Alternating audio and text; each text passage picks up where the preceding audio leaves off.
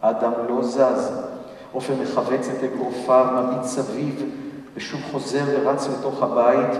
אדם מניע את בעונותיו לתוך השמיכה של עופר. כמה אכזרי הוא יכול להיות, היא חושבת, ואכזריותו מהפנטת אותה כל כך, עד שהיא אינה מסוגלת לשים קץ לעינוי של עופר. Thank you very much. Can you tell me what it is about, this book? I can tell you everything. It's not the part that I meant to read in the first place, because I didn't find it. You see, I never read a book of mine when it's finished, so it's always...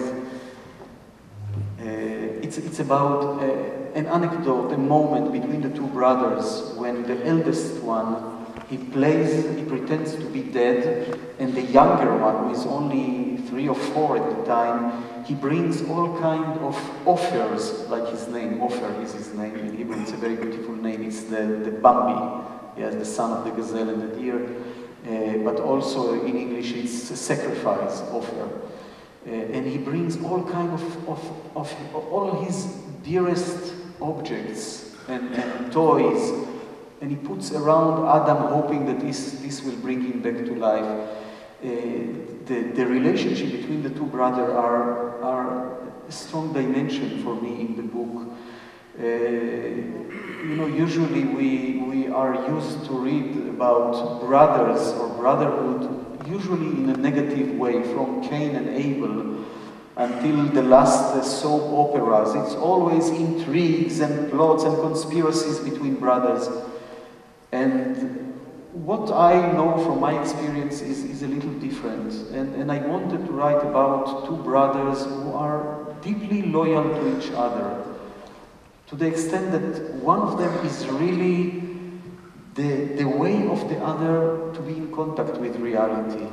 I don't know if you remember, but there is a moment, a time, a period in the book when Adam, the eldest brother, when he is 12, I think, he starts to develop all kind of tics, you know, all kind of nervous tics. And I don't know if you ever experienced something like that or noticed it. Gradually, if you become tempted to these tics, it is like a net that is thrown on all your life. And you are tempted to add more and more and more tics, and probably it gives a feeling of control, you know, some rhythm in some actions that happen in certain rhythm. And you see how one can become addict to this phenomena. And Adam, at 12 years old, he becomes addict, and he touches his knees and his elbows, and he kisses his fingers and all that. And his parents are unable to save him. They see how this arbitrary power of the obsession draws him to the other side, so to say, to the dark side. And they are totally desperate, and psychologists cannot help him, no one.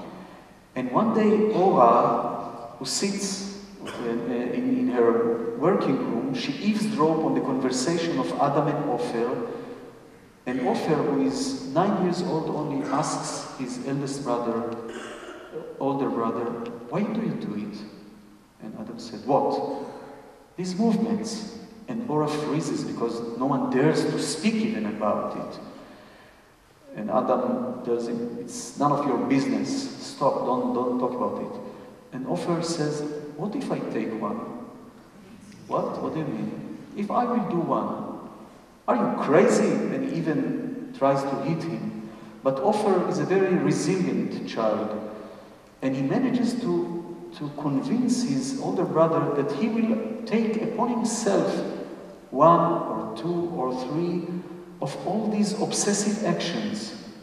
And step by step he manages to liberate his brother from these tics. And I think it is such a way to cure someone. I mean, if you really want to cure someone of a disease, you must infect yourself a little with this disease. Otherwise, you will not understand him. The only way to do it is really to become sick yourself a little. And I think this is something that probably good psychologists, therapists are doing. But everyone, I mean... Is this what is needed, not only to cure, but also to understand what you have called the principle of the other, to accompany the other so far as to become one up to a point? As much as it's possible, up to a point. I'm not sure it's possible totally, but at least the effort of trying to understand another human being. Because usually, I'm sorry to tell you, keep it between us, we are very protected from the others, even from very beloved others.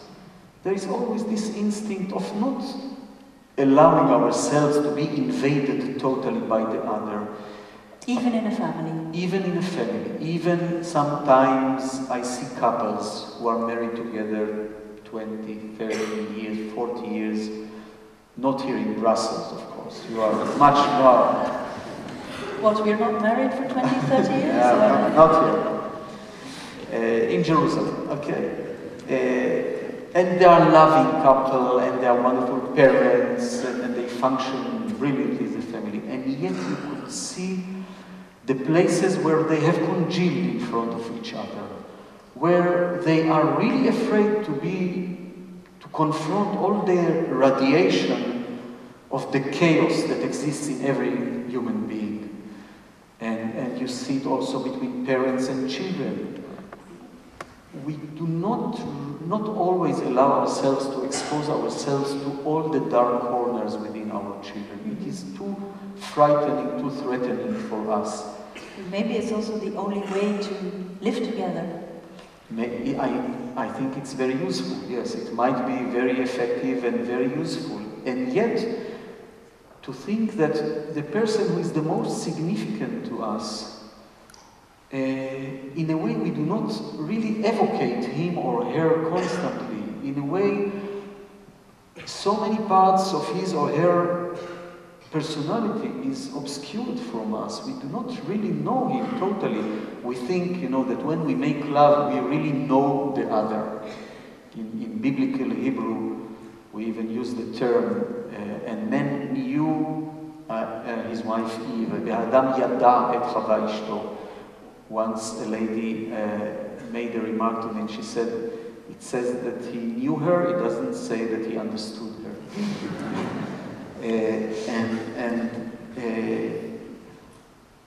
Even then, at this moment of ultimate intimacy, we do not want to think of our beloved partner as someone who is tormented, who is irritating, who is whatever. We suspend it from our knowledge.